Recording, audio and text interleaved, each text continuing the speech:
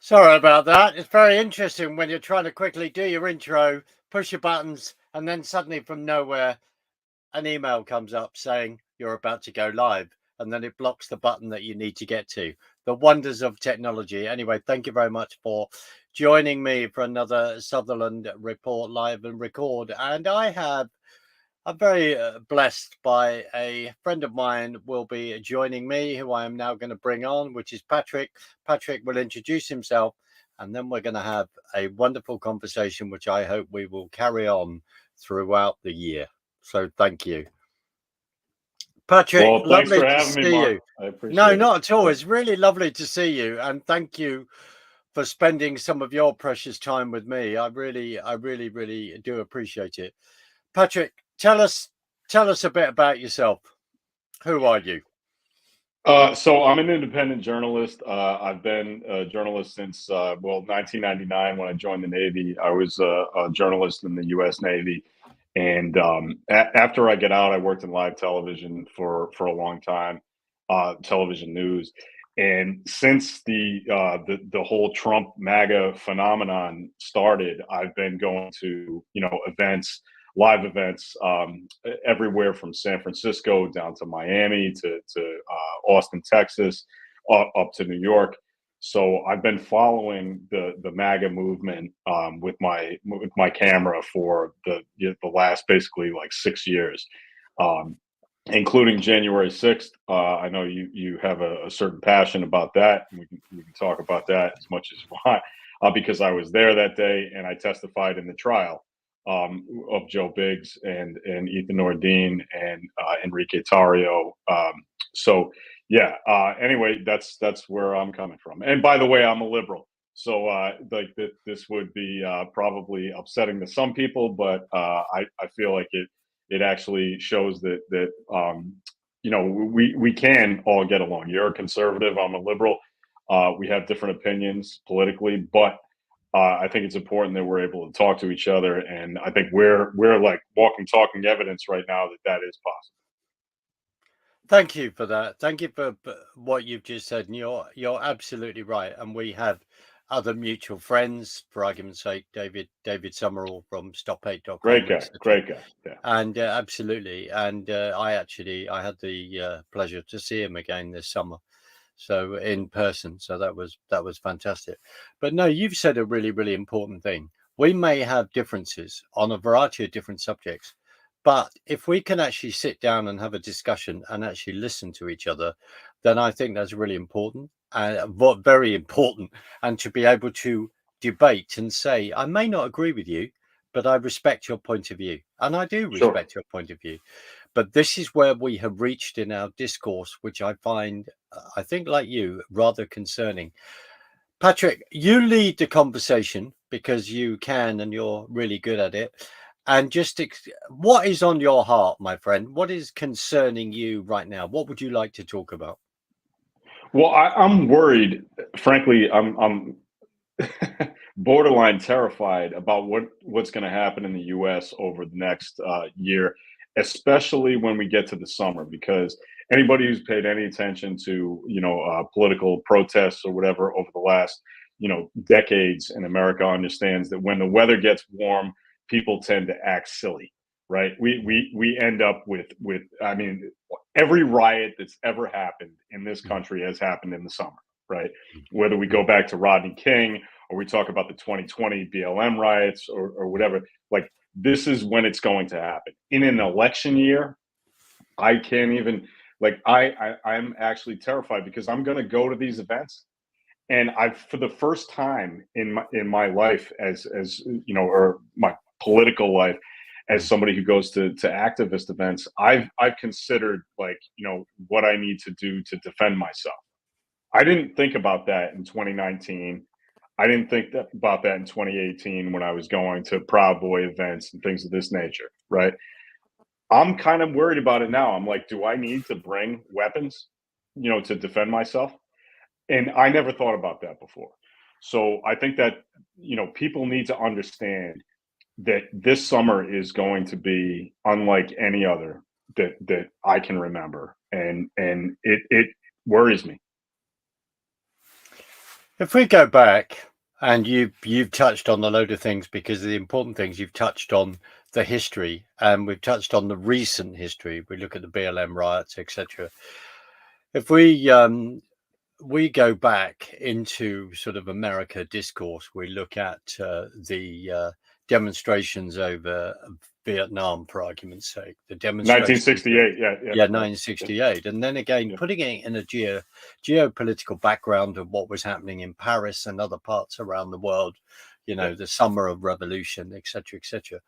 But the fact that people were understandably protesting about Vietnam, protesting about the draft, the fact that very sadly, I think 50, maybe 54,000 American servicemen, maybe women, died in Vietnam, and there is that incredible monument to that. yeah. What?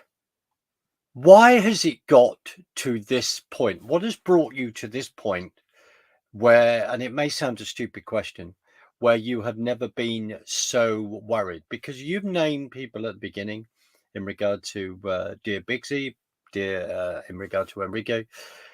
They are people that right? Yep. And it'd be brilliant to touch on breach and events. What? Why are you so concerned? And I also share that concern, to be honest. But Mm. specifically, Patrick, what is it? Can you drill down on that? I think it's because I mean, it's easy to blame. A lot of people blame social media for people getting involved in things that they Mm, otherwise wouldn't care about. Like, mm, I just went to the Trump rally in New Hampshire right, last week, right? right. And it was really strange to see a bunch of people in New England, and I'm a lifelong New Englander, right? To see people who hadn't voted, and this is something that I run across all the time. In when I was in Nashville, Tennessee, I had the same experience with a bunch of people I interviewed. Women like who were 60 years old said I'd never voted before, 2016. They weren't interested in politics. So but now they're not only interested in politics, they're really extremely interested in politics and just very fired up. And so I just think you have more people involved in the process.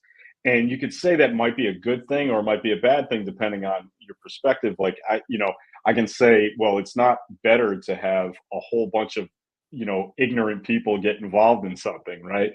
Or I could say, well, hey, everybody should have a vote, and so they're the more the better. I think that the problem is that more people are involved with a lower level of information. Like you might call them low information voters. I think that Rush Limbaugh kind of coined that term, right? Low information voters. Mm, mm. So I think you just have a lot of people involved who don't know anything, who are just fundamentally ignorant, and it makes it more dangerous because you've got people who don't know anything about a thing getting heavily involved, and it's not it's a toxic recipe, really. Could you give me an example from your point of view in regard Yeah. to ignorance? What are these people specifically ignorant about? Sure. So I did an interview with a guy named Joe Thomas, who, if your viewers don't know, Joe is I really think is a really nice guy, but he was convicted of crimes on January 6th. Now I don't think he should have been convicted. I vehemently disagree with the the verdict, but he was convicted. Okay. So I talked to him post conviction after he'd been convicted, and I said, Joe, you understand that Mike Pence didn't have the legal authority to actually just overturn the election, right? You get that at this point, right? And he looked me straight in the face and told me, oh no, he did have the ability to do that. This is a guy who's going to go to jail for probably 10 years, who still isn't willing to understand that he was hoodwinked. Like this was all nonsense. And I'm like, Joe, what has to happen? Apparently nothing can convince you of this. But a basic reading of the Constitution would tell you that that's not a possibility. and he doesn't understand it. If going to the clink for 10 years doesn't convince you, I don't know what would. Apparently nothing. So this is why I have an issue when you're having a political discussion. It's not about opinions. It's about basic facts. It's about things that we used to be able to agree on, and now, for some reason, basic facts are somehow, they're just up to whatever subjective nonsense that you want to throw at it. Like this is disturbing, and it makes it difficult to have an honest discussion. Okay, and I respect that. Can you? I think it'd be really important to break it down in regard to the Mike Pence. In regard to that day, Sure. was Yeah. then so the electoral college votes come in, then there was Yeah. going to be a ratification of Yeah. that. Right. What were they then, in your opinion, what were they expecting Mike Pence to do, other than the fact, and please tell me if I've got this wrong, whether that what people were expecting him then to go back, take their individual states back to either recount or re-look at the results that they had come to. Is that a fair point? And were they looking for Mike Pence No. to then actually do that? No. The authority of the vice president in that situation is purely ceremonial. He is Right. simply supposed to count the votes. That's it. There's nothing else in any legislation that says he should do anything other than that. The idea that he has some sort of authority is absurd. And one of the things that I said to Joe was, I said, would you like Kamala Harris to have that same authority in 2024? Because if the vice president gets to decide who wins, think about this, right? This is a good point. Richard Nixon ran for president in 1960 and lost to John F. Kennedy, right? Yes, yes. He was the sitting vice president at the time, right? He lost an extremely close election. I mean, an extremely close election in which a lot of people think, maybe there might have been something wrong with the whole thing. That's not, like, I'm not the first person to say that Nixon may have won that election, right? So he was the vice president. He could have done something. And Richard Nixon was, by the way, one of the most authoritarian presidents we've ever had, right? Don't you think he was a lawyer, by the way, don't you think if he thought there was any constitutional way that he could have just seized power, he would have done it? Of course he would have. Of course he would have. Mike Pence is not a stupid person. I may think he's a jackass in a lot of ways, but he's not dumb. He knew damn well he had no authority to do that. And so he didn't. And like, I don't like giving him a lot of credit for just not doing something insane. I mean, it's okay, you didn't fall down the stairs today. Good for you. Like, but he knew damn well he didn't have that authority, just like Richard Nixon knew he didn't have that authority in 1960. So, it's a very it's just, interesting. No, it's interesting because Nixon and Kennedy actually had respect for each other. They did know each other. Nixon was rather concerned after JFK was shot, and actually did say those comments. So the book that I have, The Silent Coup, about Nixon then leaving office, is all rather interesting because it is murky. And you're right, and I appreciate you saying that, because the questions about did he actually win that election? Yes, may have done. Did he actually concede for the good of the nation? And that, I think, is rather interesting. And also, when JFK really was saying, I am trying to unite. I want to unite the country. I'm going to shut up in a sec, because the comment I want to make is the gentleman that you're talking to, with the background of all the allegations then, and sorry, but in my opinion the evidence is there as well in regard to voter shenanigans and all the rest. You're right, the emotion and the fact that on the floor that day, I think at 105 106, Ted Cruz with two other senators were then asking Pence about the rules of the game. How does this go in regard to voting if we don't agree? And then suddenly some very then unfortunate events then happened on the other side. This is such a huge subject, Patrick, because we could discuss this for hours, and I think it's really, really important to discuss this for hours. So the gentleman it's Joe is his name, the guy that you were talking to. I do apologize. He then has been what have they accused him of doing? What have they actually accused him of doing? You're talking about Joe Biggs? Yeah, no, not Joe Biggs. Yeah. Was it Joe Biggs you were having the conversation with? The gentleman that Joe Thomas. Joe Thomas, the gentleman that's facing 10 years. What have they convicted him of? Obstructing an official proceeding, which sounds to me like one of the stupidest charges you could possibly. I mean, I'm laughing, but it really isn't funny because nothing's funny about 10 years, right? So, and oh, by the way, just I know that this stuff isn't supposed to matter, but it does matter because we're human beings. His wife is caring for his father, who is very ill, and who almost certainly will not be able to care for him while Joe is in prison, not making any money to support the family. So this is a real life problem. It's not just some abstract thing off to the side. These are real people, and real people have actual lives, and they have children, and this is important. And like I said, I disagree with Joe on just about everything politically, but he is a fundamentally decent person, and I spent a good amount of time down in DC when I got subpoenaed to testify in the trial, and I was there and talked to him. And like I said, I might disagree with him, but he is a good guy. And these charges are ridiculous. I think the charges against Joe Biggs and Enrique and Rufio are ridiculous as well. I think that they committed a crime that day. They were where they shouldn't have been, and I think that by the time they came up for trial, I think that time served would have been good enough, and they should have been just given time served, a slap on the wrist, and go home and don't do it again. Please tell me if I'm wrong, but Enrique wasn't even in the capital. He wasn't. Yeah, he wasn't in the city of Washington.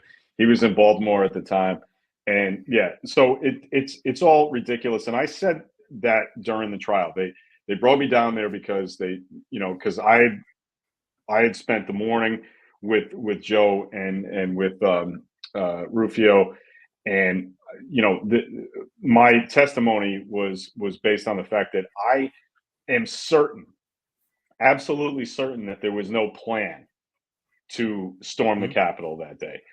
My testimony said that, hey, look, I think these guys made a bad decision. They snapped.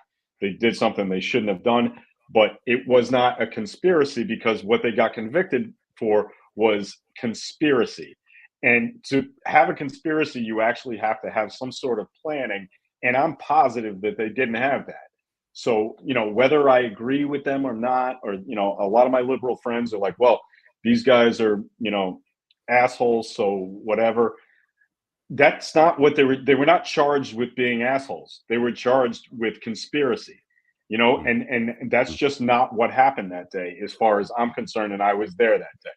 So when your liberal friends are describing them as assholes, because these are friends of yours. These are people that right? Yeah. You see, this is, and I'm just going to say this. I want to say this while we're having this discussion, when the people viewing and people in the future viewing. One of the delights, one of the challenges that we have is to go and have conversations with people that we may not agree with, but we can actually sit down and have a beer or a glass of water and have a good discussion with, and respect. Thank you. And respect on cue, and respect each other's opinion. And the thing is, it's coming together with facts. So just out of interest, when your liberal friends describe them as arseholes, what framework are they using there? To them, why are these people arseholes? Yeah, well, they're not using any kind of framework, because they like This is something that I've tried to explain to a lot of people on both sides who can't understand why I spend so much time with people I disagree with. Mm, And the way I try and break it down is that, look, every single time, including last week when I went to the New Hampshire Trump rally, mm, I put myself in a position before I step out of the car or the train or whatever it is. I say, look, do not assume that you know anything about anybody that you don't already know, right? Do not go in there with preconceived notions about because you have a MAGA hat on, that means you're a racist. Don't mm, think that kind mm, of stuff, because if you mm, do, you're going to condescend and insult people, and you're going to get a bad result. So just make sure you don't do that. Now, this should, generally speaking, like, you shouldn't have to tell yourself that, but I understand walking into a politically charged moment. So I go out of my way to make sure that I don't have preconceived notions about people, right? So if I look at your flag back there and I can see you have a Star of David flag, mm, that I could assume, if I were, being a complete scumbag, I could assume that you hate Palestinians. But that would be ridiculous, because if I mm, do that, our mm, conversation about the Israeli Palestinian conflict is going to be completely pointless, right? mm, mm, Because I've already decided what I think you think. mm, mm, Now, that may not be. You just may be pro Israel, doesn't mean you're anti Palestinian, right? So you have to go into these discussions without these preconceived notions that make it impossible for you to have a reasonable discussion with people. And so it's hard for me to explain to my some of my liberal friends why I can be friends with a guy like Joe. But the reason I am friends with a guy like Joe is because I've listened to him talk. I've listened to him talk about his time in Iraq. I'm talking about Joe Biggs now. His yes. time Yeah. in Iraq. I've listened to Mm, him talk about how much he cares for his daughter. I've mm, listened to him talk about just human things, mm, like just stuff that makes us all, mm, stuff we can all relate to. mm, And when I talk about that with some of my liberal friends, they just can't understand it. They're like, "Well, he's still a scumbag," and I'm like, "Well, because you haven't sat down and had a conversation with him, mm, you can say that, mm. but I can't, because I have sat down and I have had those conversations, and I went into those conversations without preconceived notions, and that's so it seems to be a pretty obvious thing to me, but apparently it's very difficult for a lot of people to understand." It's something that I genuinely admire you for, and I think it's really Well, important. appreciate it. But I'm on those occasions when I've been in a situation where I can have a conversation with someone on the other side that doesn't agree with anything I'm saying, but at least we're able to have a conversation, Right. and then walk away, having exchanged opinions. And I think it's so important. Conversation for our mental health is so important to. And you've said a really powerful thing, which is they were over here and it's led them to be in this position over here. This is a journey. So I need to understand their journey. Patrick, when you were asked to go to Washington, D.C. to testify on behalf of friends, of people you know, Yeah. how and within the background of now what we now know, that personal opinion, how how does that make you feel? Because suddenly you've got your liberal friends saying one thing, and you've got, well, actually, I've got friends of mine that have just been jailed, and I think this is a bit OTT, or maybe not. Yeah. I don't want to put words in your mouth. Right. How do you fit that juxtaposition? Well, my response immediately to most of my liberal friends who thought that that wasn't a good idea was that, do you support pretrial confinement? Yeah, yeah. Because last I checked, liberals don't support that, right? And I have never supported pretrial confinement my entire Mm. life unless somebody is a physical danger or a flight risk. And obviously, there's no way that Joe Biggs could get out of the country, and he's never Could been you just convicted of break? any kind of Sorry, violent could crime. you? I apologize. Could you just break that down? So, pre-trial confinement is the fact that they should be released on bail and then brought Yes. back to stand Yeah. trial. That is what you're saying. And I can tell you that so after Joe was originally arrested Mm, in Florida, I had a lot of like Zoom conversations with him. We talked pretty regularly, right? And he had like the ankle bracelet on, and he was at home and he was on confinement, but he was able to have his daughter come over and visit him, Mm, and all this. Um, and he was abiding by the rules of his confinement, right? mm, But mm, one day they just showed up. The cops just showed up and said, "Hey, we're dragging you back to DC to put you in what you would call a gulag," right? mm, And there was no reason for it. He wasn't going anywhere. He was just there. He was. They knew. Excuse me. They knew exactly where he was because they had an electronic device on his ankle to tell them where he was. Like this was absurd, and he was shocked by the fact that they showed up and said, "Hey, you have to go to jail." Why? Like yesterday it was okay for me to be at home in Florida and you monitor me, but today I have to go to jail in DC. This didn't make any sense. He didn't commit a new crime. And that's absurd. So yeah, the whole idea of pretrial confinement for me has always been a problem, right? I just think it's kind of funny, and this is where I'm going to take a shot at people on the right. Like nobody on the right ever seemed to have a problem with it until it involved some of their guys. And so that's why I think, like, I'm glad you guys have come over to the right side about this, but mm. it took too damn long. So, sorry, but No, I mean, I hear that. I mean, I will remind you, we look at the way what the Clintons brought to your prison system in America. Three strikes and yes, you're out, yes, and suddenly various members of their friends building prisons and making a lot of money out of the system and creating the criminals to put them into the nice buildings that they call you are correct, sir. incarcerations. Yeah. And this is it. And again, I'm said no, thank you, and I do genuinely appreciate that. It isn't about playing games and going, well, I'm going to top trump you with that. Right. Excuse the pun. What I'm trying, we have to give a background to this, because you talked something that's very important in regard to pretrial, that America is supposed to be a country of laws. Well, we're supposed to be a country of laws too, and that's another thing. How put it in this context? How has America then changed for you from 1999, then from the Navy, right up until this point? What political change have you seen that again is contributing to you being rather disturbed for this year? I think it's social media. I really think it. Like I think that's the short answer to a more complicated question. But I think it's social media because I think that more people are involved and are low information voters, Mm, and so you end up with absurdity. It sounds like it's almost too simple to be the answer, but it really sometimes the answer really is that simple.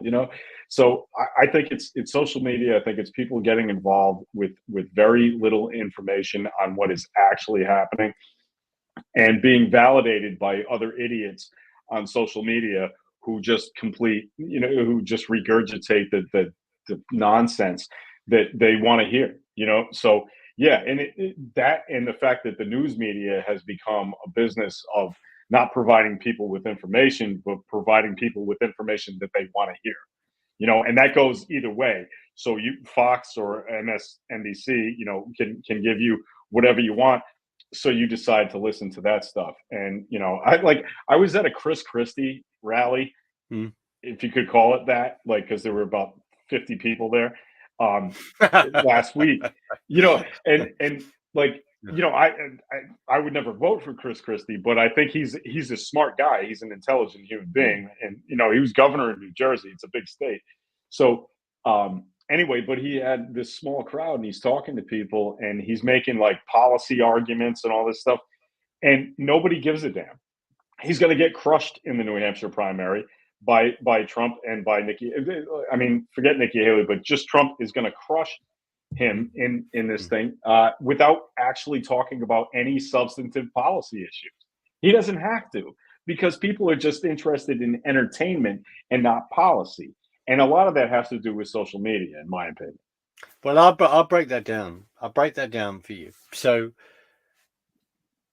putting it in context of the what are the issues that America right now, the average Joe, Mrs. Joe in the streets in America is concerned about? And then we go backwards from there. What do you think what are their main concerns right now? Well, I think in the words of James Carville, it's the economy, dummy. Like, you know what I mean? Or it's the economy, stupid. Like that is always at the forefront of American politics. It's the economy. And I think that's true probably in England. I don't want to speak Oh for you, but yeah, yeah, I absolutely. think yeah, right. So the economy, I think foreign policy is a big deal as far as Ukraine goes. Those are the two major issues. I think healthcare is always an issue, but the Republicans don't really want to talk about that anymore because the Democrats have kind of won that argument. So yeah, I would say it's the economy and foreign policy. So you have to look at what if Bidenomics is going to win the day, then he's going to get reelected. If not, then he's going to lose. I think it's squarely based on the economy. Could you give me a definition of Bidenomics? I think Bidenomics. Yeah, I can. I think Bidenomics is embodied in the infrastructure bill that he got passed, which was a bipartisan bill, by the way, which is hard to do these days. The idea that we're going to spend money to make money. We're going to actually spend money to build bridges and roads and fix what's broken in this country, and that will spur economic growth. And you can look at it and see we had over 5% growth, GDP growth in the fourth quarter of 2023. I mean, that is what Trump promised but never delivered in his entire 4 years as president. So I would say Bidenomics is working pretty well. You would say that, but I respect where you've got that statistic from. Is the border concerning people? Is illegal immigration concerning people? Yes, it is. Of course it is. And it should. It absolutely should. The border is broken. Our policies as far as the southern border goes have been broken for decades, right? We should have been able to fix it a very long time ago. But the problem with the border policy is that both parties like to keep the issue rather than fix the issue, right? So Republicans like to let it stay broke so that they can complain about how many illegal immigrants are coming in. The Democrats like to let it stay broke so they can complain about Republicans being racist. So this is what we're dealing with. The fact of the matter is, if we were to have a decent guest worker program and put a reasonable amount of border agents down there to stop illegal immigration, we could fix the whole thing and we could do it very quickly. But unfortunately, both parties refused to do it. So, I mean, Trump had 4 years. He didn't do it. Barack Obama had 8 years. He didn't do it. So I don't think either party has any right to claim, that they're correct about the border. I just don't. But somebody's going to have to fix it eventually, and hopefully it gets done. I think it's a combination of border security and a guest worker program that would help us all out. It's doable, but the political will needs to be there, and I'm not sure it is right now. What is the number one responsibility of the President of the United States to the people of the United States? Well, the safety and security of the American people, of course. Absolutely. And then if you've got 300,000, was it last month coming over the border, the month before coming over the border, this is unsustainable. I mean, you've got a mayor in I think it's in San Antonio. I sat in a seminar of his in the summer, where basically it's a sanctuary city, blah blah blah. And he's then linked with other mayors, believe it or not, around America and in Canada, where they just want this free flow of people. And his attitude was, well, we don't ask questions, we don't ask for papers, we just ask for how we can help. So they have helped 200,000 illegal immigrants up to last summer in the previous 2 years. I'm sorry, but I agree with you. and I agree with Mr. Ken Paxton, this is wrong. This is illegal, and this is putting Texas, let alone the rest of the country, at risk. And I agree. I agree with legal immigration, and so did Donald Trump. I'd also say I think he started to build a wall. There are bits of rusting metal on the floor that may be coming up to actually be used to fill the gaps. Um, I mean, I know that this has been going on since for years. I mean, Reagan gave an amnesty, as you know, and then Yes, got stabbed in the 1986. back Yep. in 1986.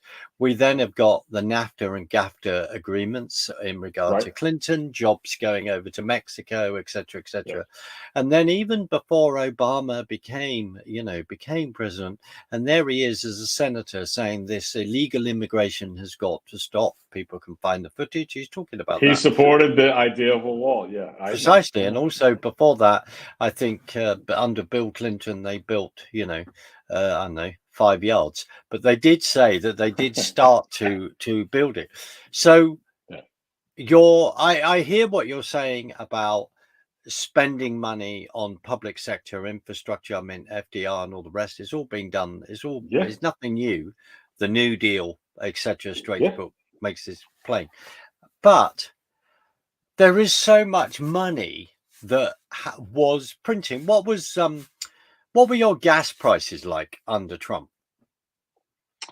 They were significantly lower, but I would say that a lot of that had to do. I mean, look, I think that anybody who suggests that the president of the United States has too much sway over gas prices does not understand economy. It doesn't understand economics or politics, right? Like there were dips in the gas prices under Obama that had absolutely nothing to do with Barack Obama's policies. There were raises during Trump that had nothing to do with him. There were dips. I mean, like if you actually think that the president of the United States can control gas prices, I have to say I think you're kind of silly. Like Well, I it's think not no, really a and I serious hear that. conversation. I think Yeah, you tell me you've got a bridge to sell me. I mean, I appreciate that. I think yeah, the point yeah, yeah. is that you So have right. resources. You have resources in Yeah. regard to oil, etc. Underneath your Mm. ground, you have And millions and we millions of also barrels. understand that the quarter Q4 of 2023 was the all-time highest oil drilling in the United States history, right? We Good. drilled for more oil in Q4 of 2023 than ever, than any time during the Trump presidency. So when he talks about, hey, I want to drill, baby, drill, I'm like, well, we already did more than you ever did. Like, so let's I mean, come off it. Let's really be Well, serious no, about but I know you're making a fair point, and the other thing is, I would like genuinely, see those statistics. But I hear you. But the other thing it. is the cheap energy via oil to put in your trucks and your cars because is Yeah, yeah. so important to you as an economy, because Right. you are vast, because you are a continent, and to give. You know this, but it's to give us a Yeah, context. The fact, and I've said it so many times, I apologise to people in many ways, but the UK fits into Texas 2.5 times. That's right. just one of your states. In North Dakota, it's half the size of the UK, but only has 700,000 people Yeah, living no. in North They have Dakota. one congressperson. One Pricey, congressperson. Yeah. absolutely. But Yeah. the amount of land there that is growing food and all the rest. Right. If you then do not have the energy to move those tractors around, etc., to Yeah. then take goods from the west coast to the east coast, the trucking Mm. prices and all the rest, then you as a nation economically are in serious, serious trouble Do you think because there's any danger of that actually happening? Like, there's no danger of that happening. None. I genuinely hope not. But Yeah. the problem is that if we've we've also got an economy where um people are going right. That's why I disagree with electric vehicles and all the rest, because of particularly with the vast distances that you've got to drive. And the same here. Right. I hope it doesn't.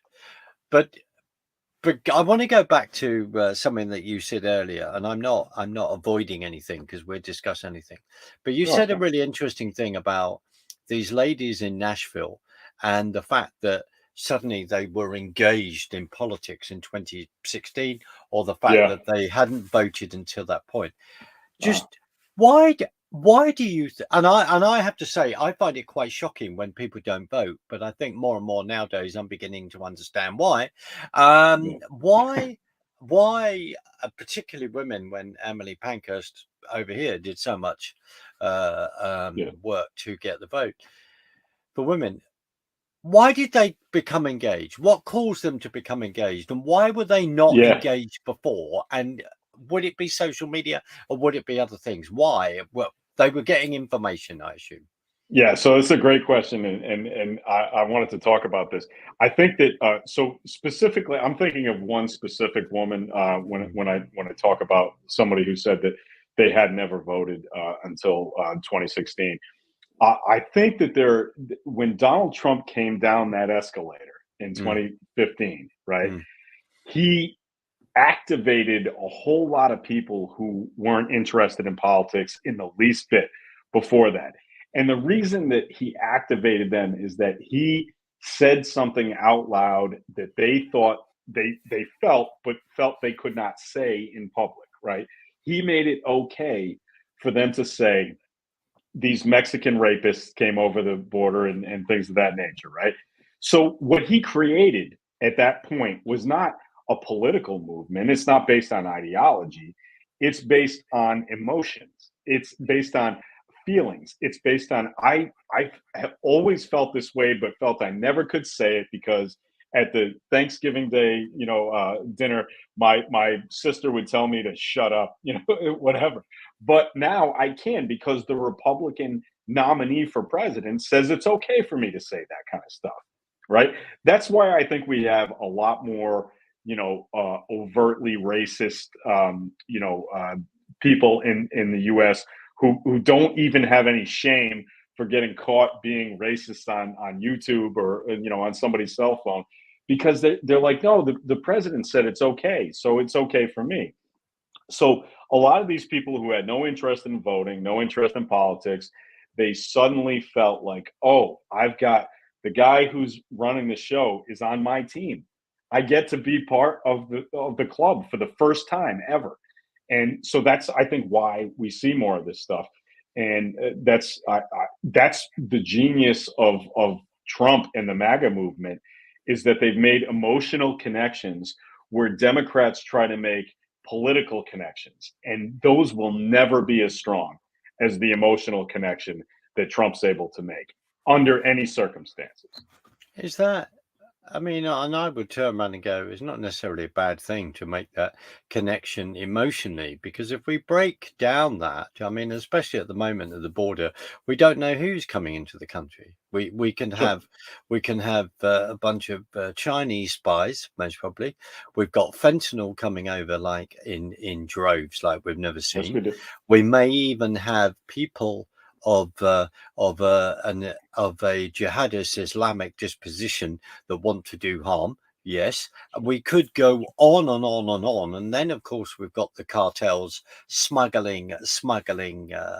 Look, I'm smuggling. not saying that any of No, that no, is no. wrong. I'm just You saying know, that, and then yeah, suddenly someone makes a comment. The thing is, and I'm, within a certain context. But if someone has raped someone and then they turn out to be from a particular country, you're making a of comment course. about that and you're saying that this isn't right. I think that I under it's a bit like here. Here's the parallel. We've got a load of boats coming over the English Channel, right? The English Channel, which the Normandy landings were taken over, the English Channel where we rescued 300,000 of our soldiers at Dunkirk. We've got all these ships coming over, and people have really, really had enough, but our government is not doing anything about it. And what happened cleverly under the Blair government was they brought it to a point where you could not debate immigration. If you did, if you brought it up, you were then called a racist, a far right extremist. You're to the right of Attila the Hun and all the rest.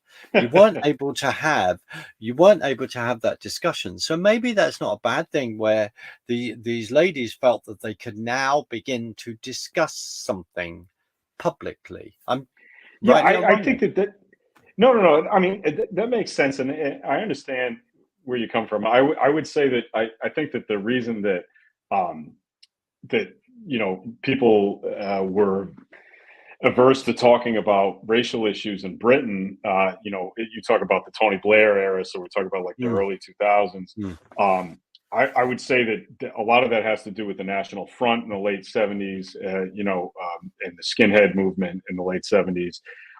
You know, putting a bad taste in most Britain's mouth about racial issues, right? And nobody wants to be called a racialist and things of that nature. So I would say that's kind of maybe a little bit of a political outlier. I don't think that there's an equivalent of that in the U.S. because there wasn't really like this racist movement as recently What do as there was in you Britain. don't think the racist movement that was started by the Democrats, the Ku Klux Klan, you don't think they Yeah, had but any? that's 125 years ago. That's the difference. What I'm saying is that the British racist Mm, movement mm, was in 1979, mm, and the American racist movement was in 1869. So it really does matter.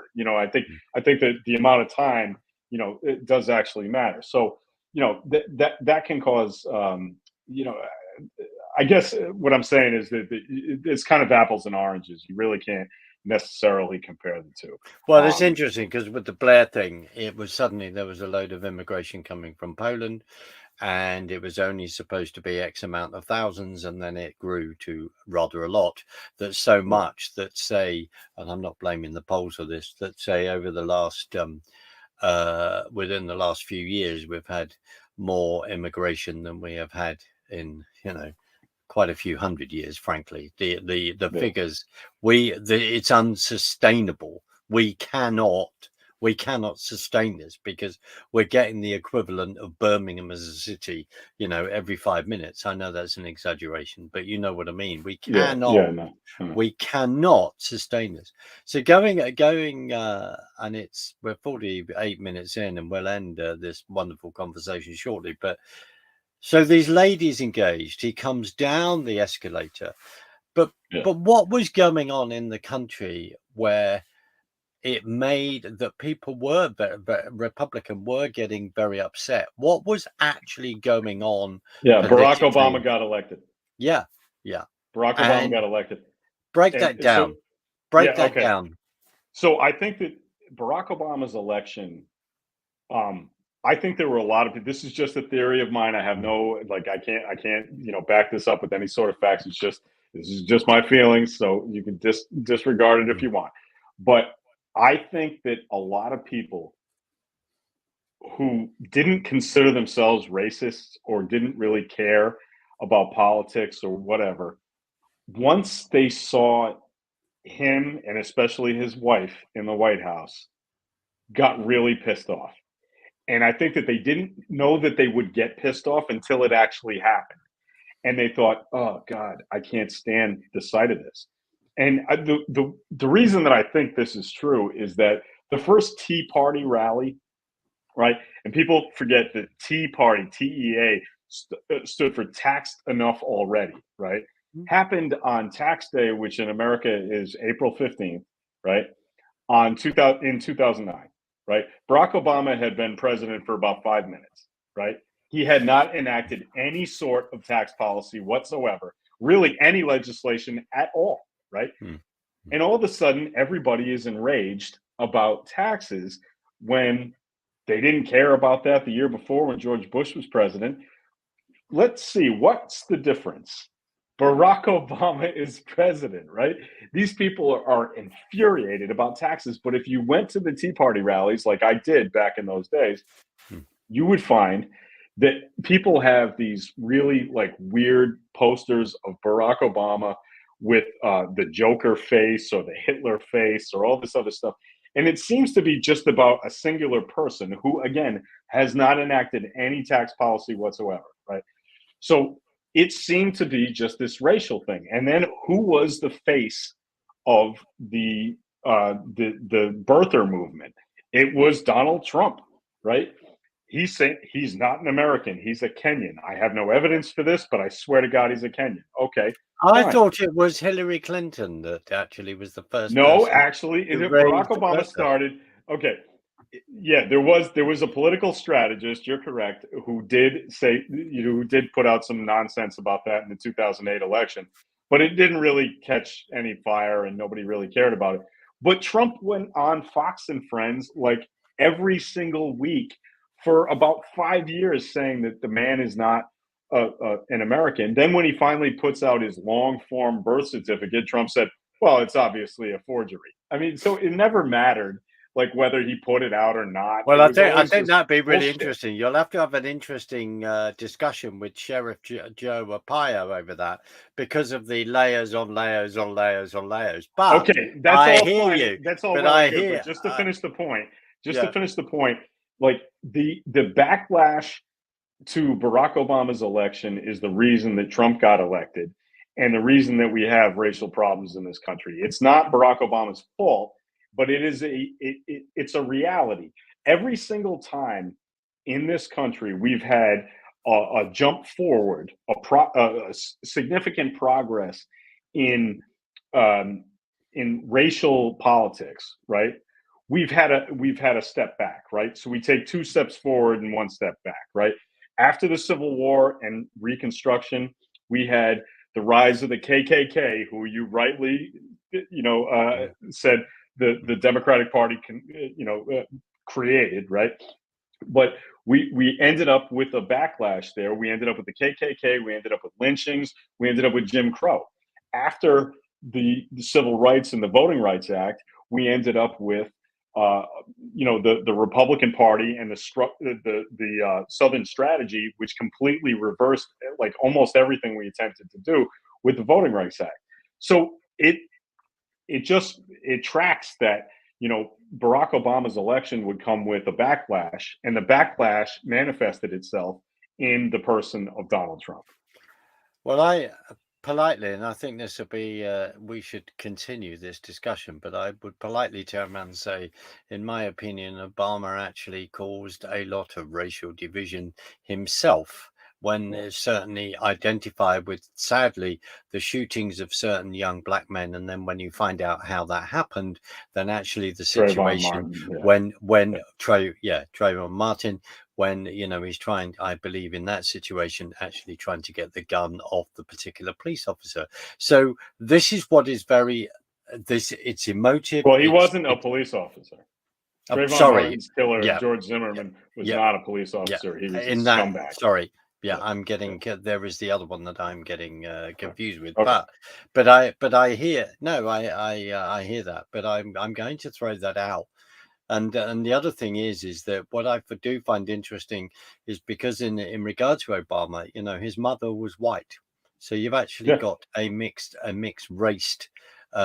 race person in there. I think I would throw out and say it's the fact that someone came from nowhere, the fact that his career to bid for political office in regard to Bill Ayers from the Weather Underground, there was a very, very interesting relationship there that needs to Yeah. be unpacked. And I say, I think maybe you and I will have this phrase, which is brilliant. I will suddenly think it's not about trumping, excuse the pun. It's about trying to look at facts and bring him to the table and have a discussion. Um, Patrick, I cannot thank you enough for this discussion because I find it really, really invigorating. And I Well, thank think you so that much for having me, Mark. I no, well, can't tell you how much. I want to do this again and again. And I'll tell you why I want to do this again and again, because you are going to be boots on the ground. You go to these events, and I take my hat off to you. If I had my Trump hat on, I would take that off in honor of you. I'm very grateful that you do that because you raise some important points. Like these ladies in Nashville, I'd love to sit down and go, so you didn't vote? Why? Why are you doing that now? What is it? Because I think Yeah. we need to understand this. But the other thing is, if people are being motivated to get involved in the electoral process, I don't think that's a bad idea. But I hear the concern. I'm going to play us out. But Patrick, where can people find you? You've got 30 seconds.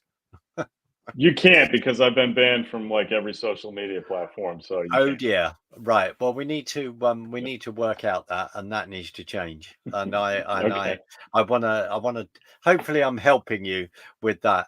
But yeah. Anyway, I'm going to Yeah. play us out. But Patrick, thank you very much for joining me. And I want to regularly do this because I really find this a really, really important, valuable um, conversation. And it's also, if we can show other people how to do it, I think that's a positive thing as well. I do too. You're the boss with the sauce, Mark. Thank you. All right. Thank you very much. Thank you for joining me, everybody. And I'll join you again soon.